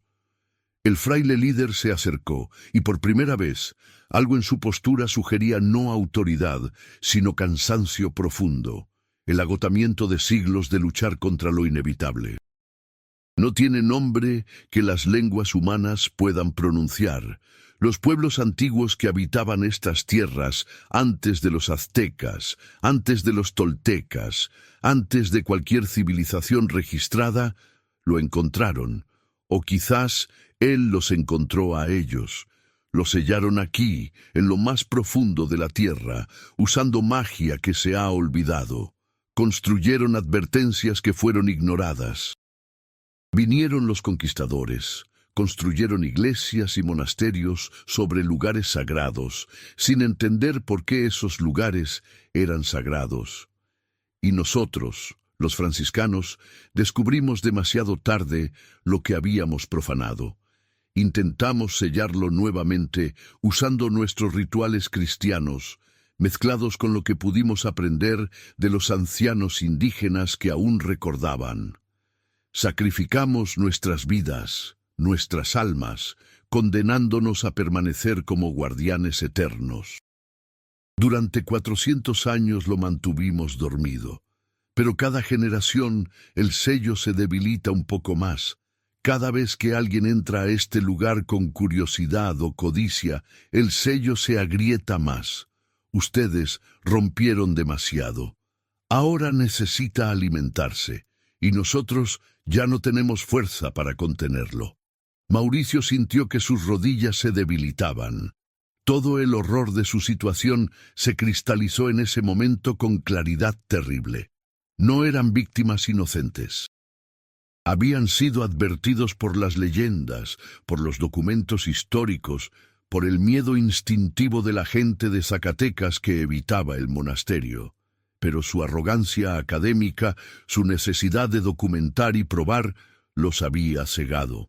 Y ahora Daniela estaba perdida, su mente consumida por la proximidad a esa cosa en el pozo. Y él tendría que elegir, unirse a los guardianes, sacrificar su vida y alma para fortalecer el sello y mantener al hambre contenida. O huir, salvar su propia vida y condenar no solo a Daniela, sino potencialmente a toda la ciudad cuando el sello finalmente fallara. «No puedo», susurró Mauricio, lágrimas corriendo por sus mejillas. «No puedo quedarme aquí para siempre. No puedo convertirme en eso», señaló a los frailes sin rostro. Esas cosas que alguna vez fueron hombres pero que habían sido transformadas por siglos de contacto con lo antinatural. «Entonces ella permanecerá sola», respondió el fraile. «Y cuando el sello se rompa completamente, cuando lo que está abajo emerja, su sufrimiento será eterno. Será consumida lentamente, durante décadas, durante siglos, alimentando al hambre sin nunca morir completamente. Ese es el destino de los que rechazaron el deber de guardián, pero están marcados por el pozo». Mauricio miró a Daniela, su rostro pálido y su sonrisa vacía. Pensó en todo lo que habían compartido, en su valentía y determinación, en cómo había arriesgado todo por buscar la verdad. No merecía ese destino, nadie lo merecía. Lentamente, con manos temblorosas, Mauricio se quitó su chamarra y la dejó caer al suelo. Se arrodilló junto a los esqueletos de los primeros guardianes, sintiendo la piedra fría bajo sus rodillas. Las figuras de los frailes sin rostro se acercaron, formando un círculo cerrado alrededor de él y Daniela. «¿Qué tengo que hacer?», preguntó su voz quebrándose. El fraile líder colocó una mano huesuda sobre su cabeza, y Mauricio sintió un frío que penetraba más allá de la piel, más allá del hueso, hasta el centro mismo de su ser. Debes ver, debes comprender, debes aceptar, y luego debes vigilar, por el tiempo que sea necesario, hasta que nuevos guardianes vengan a relevarlos, o hasta que el fin de todas las cosas haga irrelevante el sello. Los otros frailes comenzaron a cantar, no el Dies Irae distorsionado que había escuchado antes, sino algo más antiguo, en un latín tan arcaico que apenas era reconocible. Y mientras cantaban, Mauricio sintió que su mente se expandía de formas dolorosas, forzada a percibir cosas que los cerebros humanos no estaban diseñados para procesar. Vio el pasado del pozo, civilizaciones que habían surgido y caído alrededor de él, intentando sellarlo, alimentarlo, comprenderlo. Vio el futuro, múltiples caminos donde el sello fallaba y el hambre emergía, consumiendo primero Zacatecas, luego México, luego el mundo, tragando la realidad misma en su boca infinita. Vio los guardias a través de los milenios, almas atrapadas en servicio eterno a un deber que nunca habían buscado, y vio lo que yacía en el fondo del pozo. No completamente, porque mirar directamente a eso significaba la locura permanente.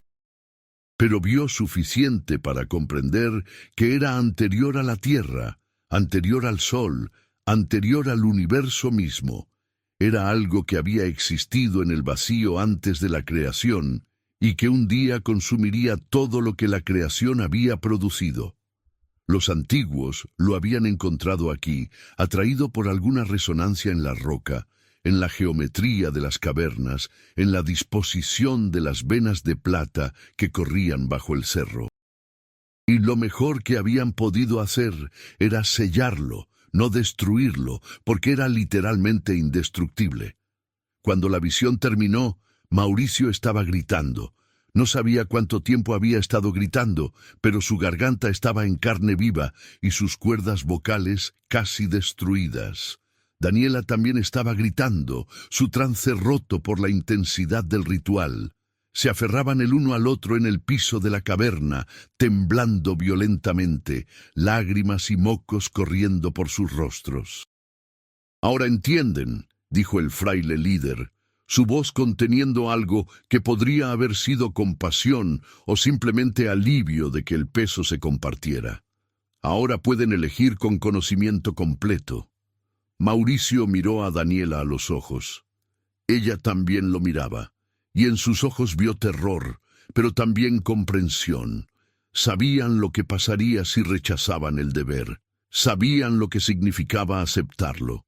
No había buenas opciones, solo grados de horror. «Juntos», susurró Daniela, su voz ronca. «Si tenemos que hacer esto, lo hacemos juntos». Mauricio asintió, incapaz de hablar, y apretó su mano. Los frailes comenzaron el ritual final. Era largo y complejo, involucrando cantos en idiomas muertos.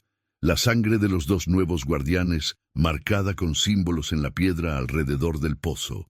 La renuncia formal a sus vidas pasadas. Mauricio y Daniela siguieron las instrucciones mecánicamente, más allá del miedo, más allá del arrepentimiento, en un estado de aceptación disociada. Cuando terminó, sintieron el cambio inmediatamente. Sus cuerpos seguían siendo físicos, pero algo fundamental había sido alterado.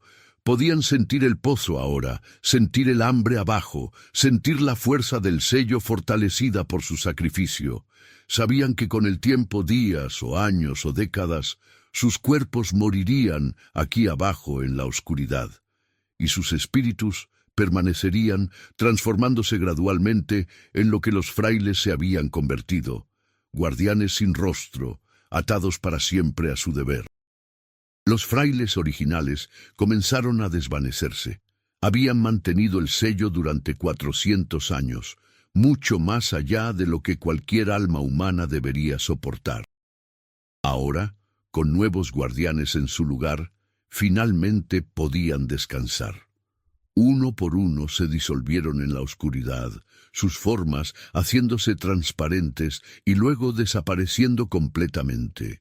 El último en irse fue el fraile líder. Antes de desvanecerse, colocó una mano sobre el hombro de Mauricio. «Lo lamento», dijo, y por primera vez su voz sonaba completamente humana. «Lamento que les haya tocado este destino, pero gracias. Gracias por elegir proteger al mundo incluso a costa de ustedes mismos. Eso es lo que nos hace humanos, incluso cuando dejamos de serlo». Y luego se fue, y Mauricio y Daniela quedaron solos en la caverna oscura, junto al pozo que debían vigilar hasta el fin de sus días y más allá. Arriba, en el mundo de la luz y la vida, el sol salía sobre Zacatecas. La ciudad despertaba a otro día normal. Vendedores abriendo sus puestos, estudiantes caminando a clases, turistas tomando fotografías de la arquitectura colonial. El monasterio de San Jerónimo permanecía sellado, sus paredes tapiadas proyectando sombras largas sobre la calle Hidalgo. El profesor Ernesto Villalobos estaba en su oficina, fumando su primer cigarrillo del día, cuando notó que dos de sus estudiantes más prometedores no habían asistido a clases en una semana. Mauricio Sandoval y Daniela Moreno. Recordaba las preguntas que habían hecho, el material que habían solicitado sobre el monasterio. Sintió un peso frío en su estómago. Se levantó lentamente, caminó hacia su archivo y extrajo un cuaderno viejo donde había estado registrando desapariciones asociadas con San Jerónimo desde 1940. En una página nueva, con mano temblorosa, escribió dos nombres más: Mauricio Sandoval, 1983, Daniela Moreno, 1983. Luego cerró el cuaderno, lo devolvió al archivo y decidió que era hora de retirarse. Había dedicado 40 años al estudio del folclore zacatecano, pero ahora comprendía que algunos conocimientos tenían un precio demasiado alto. Escribiría sus memorias, advertiría a futuras generaciones, pero nunca revelaría los detalles completos. Porque sabía que siempre habría alguien lo suficientemente curioso, lo suficientemente arrogante, lo suficientemente valiente como para buscar la verdad detrás de las leyendas. Y el monasterio estaría esperando. En las profundidades bajo el Cerro de la Bufa, en una caverna que no aparecía en ningún mapa, Mauricio y Daniela comenzaron su vigilia eterna. Se sentaron junto al pozo, sus manos entrelazadas, sintiendo el latido del hambre bajo ellos. Sabían que eventualmente sus cuerpos fallarían, que se convertirían en dos más de los esqueletos arrodillados alrededor del sello. Y sabían que incluso entonces no descansarían, que sus espíritus permanecerían, vigilando, esperando. Pero al menos no estaban solos, y al menos el mundo arriba continuaría existiendo, ignorante del horror que habían prevenido, viviendo sus vidas ordinarias, llenas de amor y dolor, y toda la belleza humana que hace que la vida valga la pena proteger. Esa era su consolación, esa era su maldición. Y así, el sello se mantuvo fuerte una vez más, reforzado por dos almas nuevas que habían elegido el sacrificio sobre la cobardía, el deber sobre la supervivencia. Los años pasarían, el monasterio permanecería sellado, y eventualmente Inevitablemente, alguien más vendría buscando respuestas, porque así es como funciona el círculo. Así funcionó siempre, y así funcionará hasta el fin de todas las cosas.